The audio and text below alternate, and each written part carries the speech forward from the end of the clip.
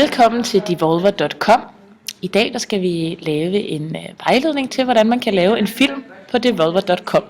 Det første vi gør, det er at trykke på feltet Make a Movie. Det kan godt tage lidt tid. Vi prøver igen. Sådan. Så er vi ved at være der. Det næste der skal ske, det er at vi skal vælge imellem en baggrund og en himmel. Så kan man trykke ned på pilen her og se de forskellige muligheder. Der vælger vi en flot baggrund. Vi tager den. Så har vi valgt en baggrund, og så skal vi vælge en himmel. Og der kan man vælge imellem nogle forskellige her ved at trykke på pilen.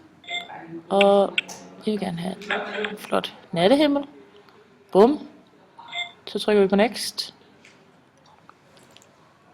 Igen. Yes. Og der.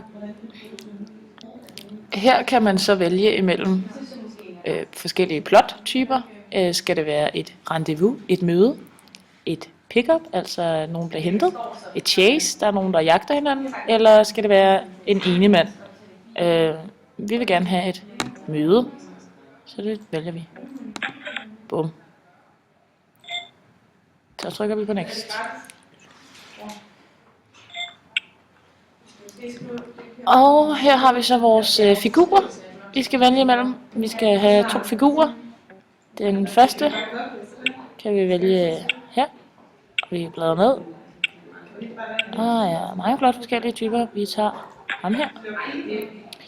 Og nummer 2 figur skal være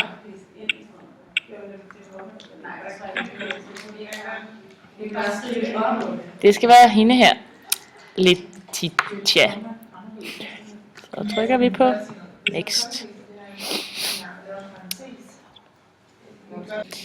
Her kan man så skrive de 2 figurers replikker.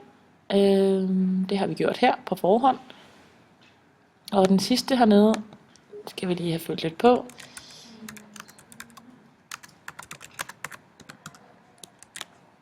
Sådan.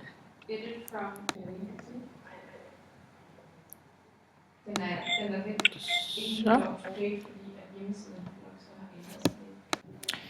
Her kan vi vælge, om vi vil have baggrundsmusik på, eller vi ikke vil. Og hvis man gerne vil have baggrundsmusik på, så er der en masse forskellige typer her, og vi vælger smooth. Så skal vi derefter finde ud af, om vi vil have flere scener på. Så trykker vi på add new scene, eller om vi vil færdiggøre vores film. Så trykker vi finish movie. Vi vil gerne have en ny scene, så vi trykker add new scene.